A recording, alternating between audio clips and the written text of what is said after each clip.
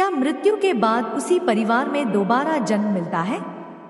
गरुड़ पुराण रहस्य। जय श्री कृष्ण। राधे राधे। मित्रों, सनातन धर्म में पुनर्जन्म की अवधारणा अत्यंत गूढ़ और रहस्यमय है। श्रीमद् भगवद गीता में भगवान श्री कृष्ण स्वयं अर्जुन से कहते हैं, जो जन्म लेता है उसकी मृत्यु निश्चित है और जो मरता है उसका पुनर्जन्म भी निश्चित है। परंतु एक जटिल प्रश्न यह उठता है कि क्या एक ही परिवार में आत्मा का पुनर्जन्म संभव है?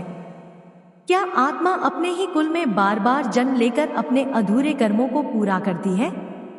क्या कोई आत्मा अपने पाप या पुण्य के कारण अपने ही वंश में वापस लौट सकती है? मित्रों, इस वीडियो के माध्यम से हम आपको इस गहन रहस्य को विस्तार से बताएंगे जो महाभारत काल से जुड़ी हुई है। मित्रों, कहते हैं कि इस कथा को सुनने मात्र से व्यक्ति के कोटि कोटि पापों का नाश होता है। मित्रों, यह कथा महाभारत काल से जुड़ी हुई है और भगवान श्री कृष्ण स्वयं इस रहस्य को उजागर करते हैं। महाभारत का युद्ध समाप्त हो चुका था। धर्मराज युधिष्ठिर ने हस्तिनापुर का शासन संभाल लिया था। पांडवों ने अपनी संपूर्ण शक्ति से राज्य को धर्म के मार्ग पर चलाने का प्रयास किया, किंतु उनके मन में अब भी कई आध्यात्मिक प्रश्न थे। युद्ध के दौरान उन्होंने अपने परिवार के कई सदस्यों को खो दिया था। भीष्म पितामह, अभिमन्यु, द्रोणाचार्य, कर्ण और स्वयं श्री कृष्ण की इच्छा से कौरव वंश का संहार हो गया था। यह सब देखकर युधिष्ठिर के मन में एक गहरी जिज्ञासा उत्पन्न हुई। एक दिन वे अपने भाइयों भीम, अर्जुन, नकुल और सहदेव के साथ महर्षि वेदव्यास के आश्रम पहुंचे।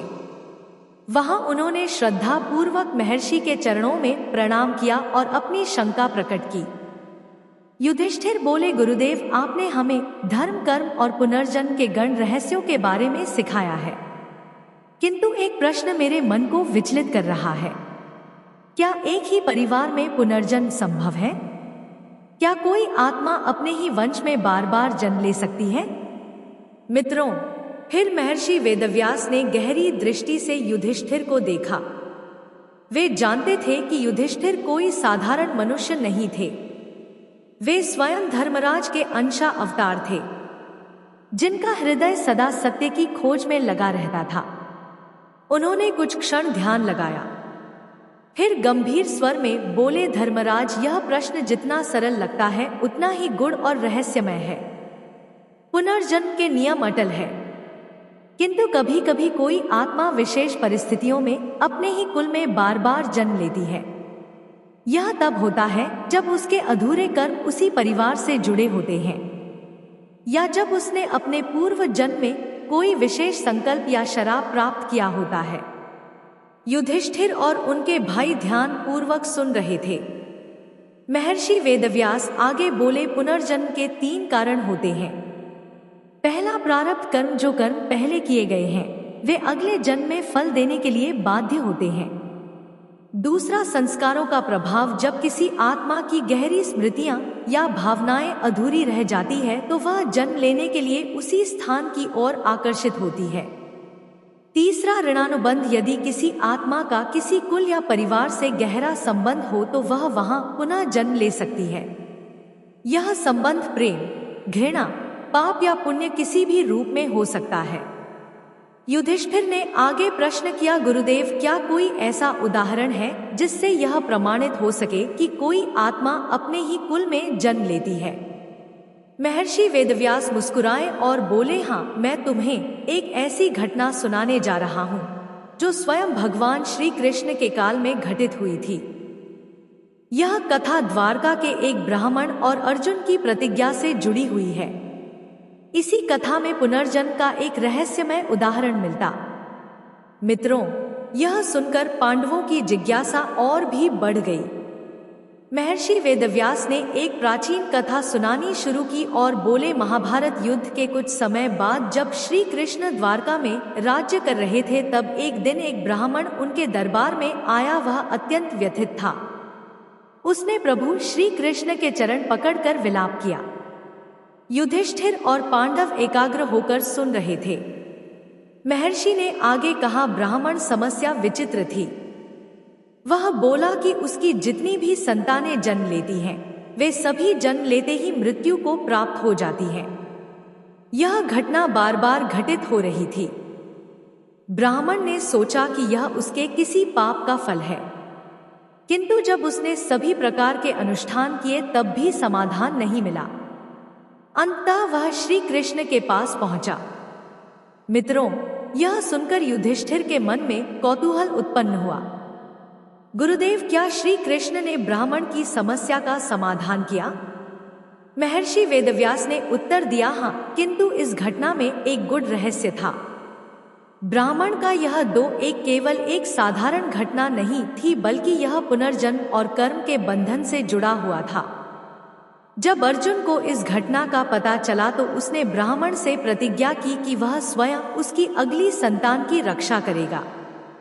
किंतु जब ब्राह्मण का पुत्र फिर से गायब हो गया, तब अर्जुन ने स्वयं यमलोक की यात्रा की।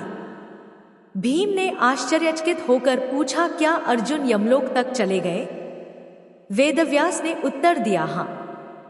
अर्जुन ने वहां जाकर यमराज से इस घटना का रहस्य पूछा। तब यमराज ने उन्हें बताया कि यह ब्राह्मण कोई साधारण आत्मा नहीं है। यह आत्मा पहले भी इसी कुल में जन्मी थी और अपने कर्मों के कारण इसे बार बार अपने ही परिवार में जन्म लेना पड़ा। मित्रों, युधिष्ठिर और पांडव अब पूरी तरह इस कथा में डूब चुके थे।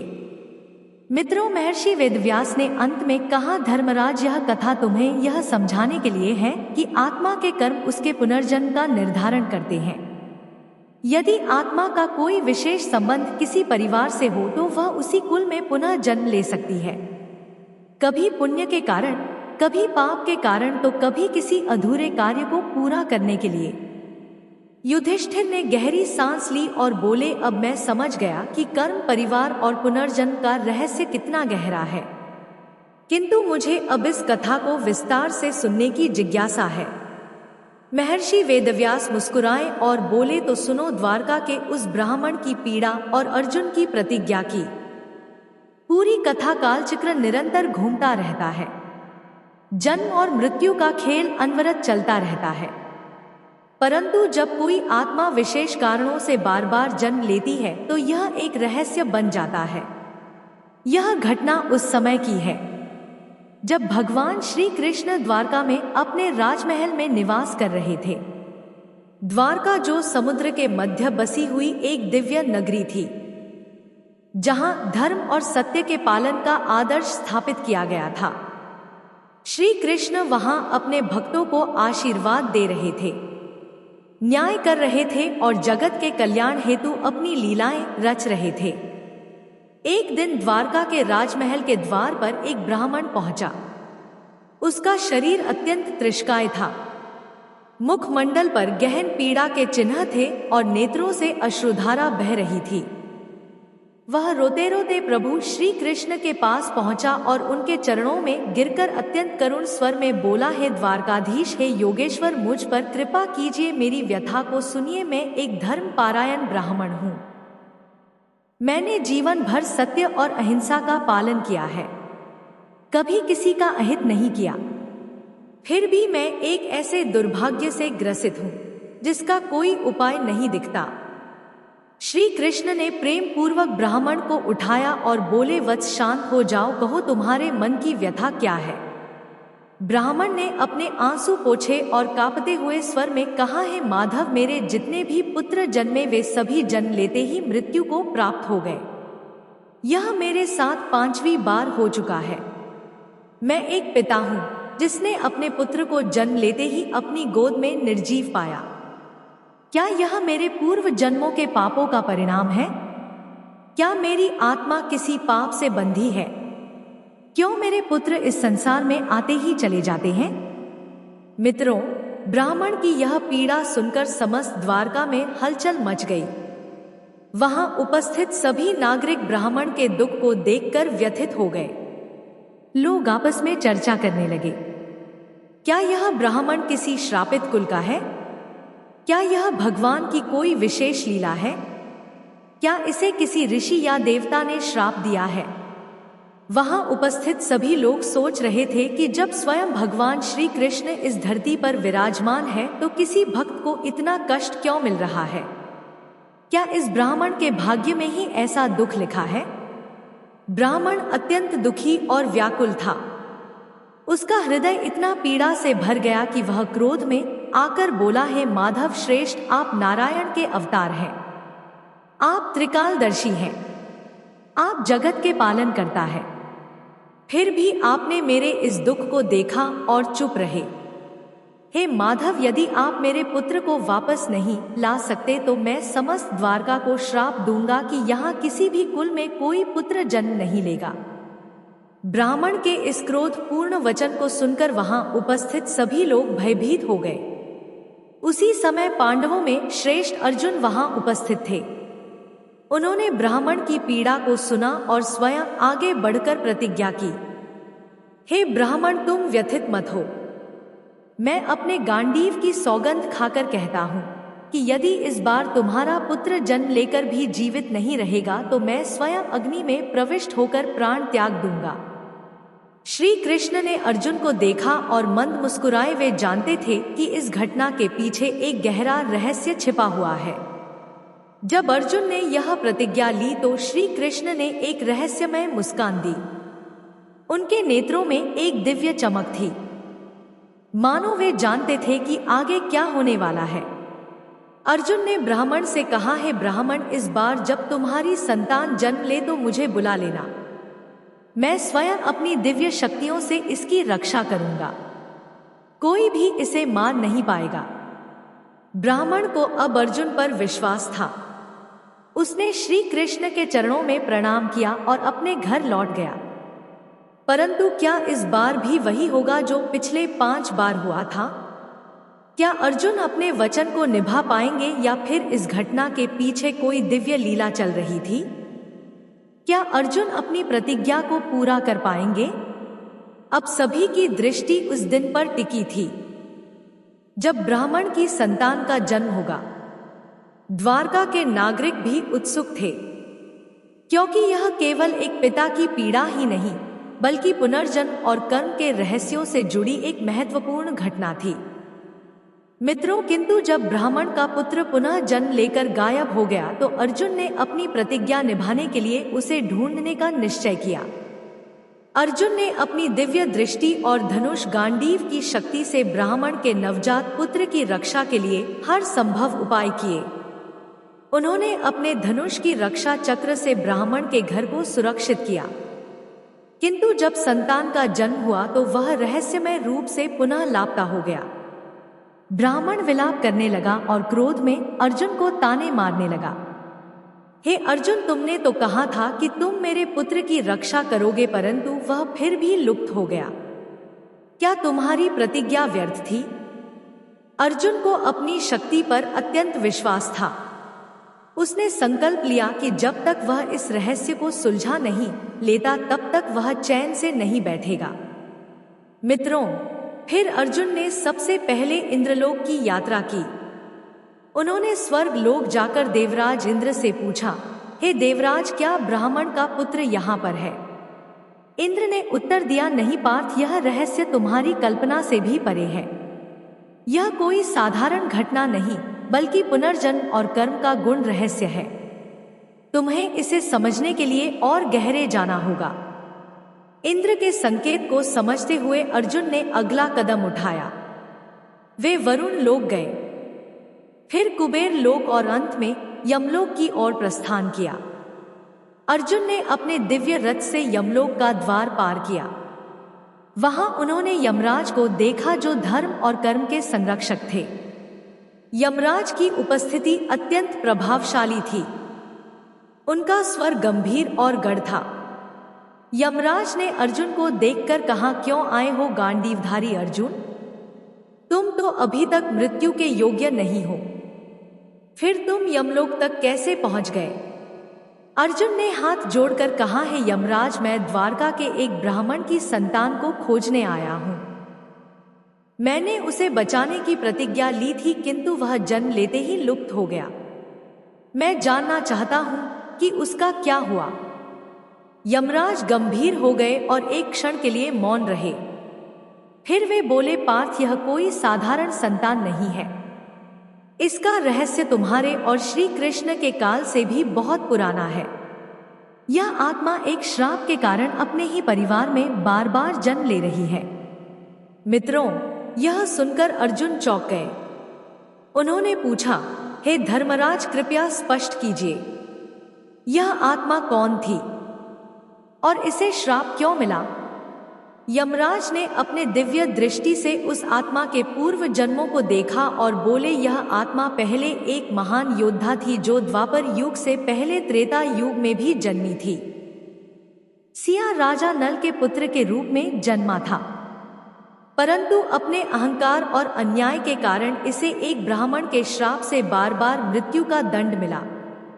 अर्जुन आश्चर्यचकित हो गए, तो क्या यह आत्मा अपने ही कर्मों के कारण हर जन्म में इसी परिवार में जन्म लेती है? यमराज ने उत्तर दिया, हाँ, क्योंकि इस आत्मा ने एक समय में एक निर्दोष ब्राह्मण के पुत्र को मारा था। उसी ब्राह्मण ने इसे श्राप दिया था कि यह भी हर जन्म में अपने ही कुल में जन्म लेगा और जन्म लेते ही मृत्यु को प्राप्त करेगा। जब तक कोई महान योद्धा और दिव्य पुरुष इसे इस चक्र से मुक्त नहीं कराएगा, तब तक इसका यह चक्र चलता रहेगा। अर्जुन को अब इस रहस्य का आभास हो गया था। अर्जुन बोले, यदि यह आत्मा एक श्राप के कारण इस चक्र में फंसी है तो इसे मुक्ति कैसे मिलेगी? यमराज ने उत्तर दिया, केवल भगवान श्री कृष्ण ही इसे इस चक्र से मुक्त कर सकते हैं, क्योंकि वे स्वयं नारायण हैं। वे ही इस आत्मा के प्रारब्ध को बदल सकते हैं।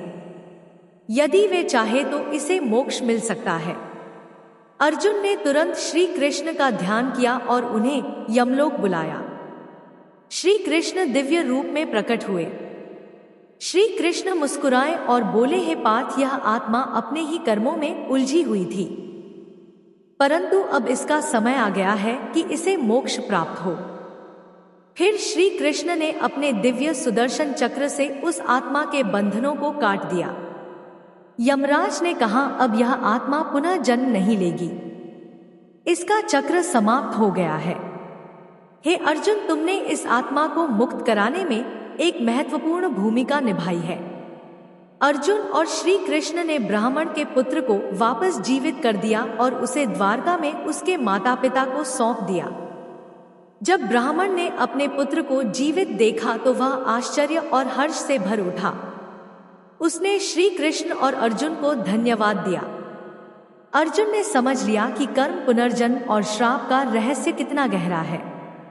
यह केवल एक जीवन का खेल नहीं था, बल्कि आत्मा की यात्रा थी जो तब तक चलती रहती है जब तक वह अपने कर्मों से मुक्त नहीं हो जाती। मित्रों, फिर श्री कृष्ण ने अर्जुन से कहा, हे पार्थ, यह घटना तुम्हें यह सिखाने के लिए हुई कि आत्मा अपने कर्मों के अनुसार जन्म लेती है, किंतु जब कोई सत्य और धर्म के मार्ग पर चलता है तो उसे मोक्ष की प्राप्ति होती है। अर्जुन ने सिर झुका लिया और कहा, हे केशव, अब मैं पुनर्जन्म और कर्म के गुण रहस्य को समझ गया।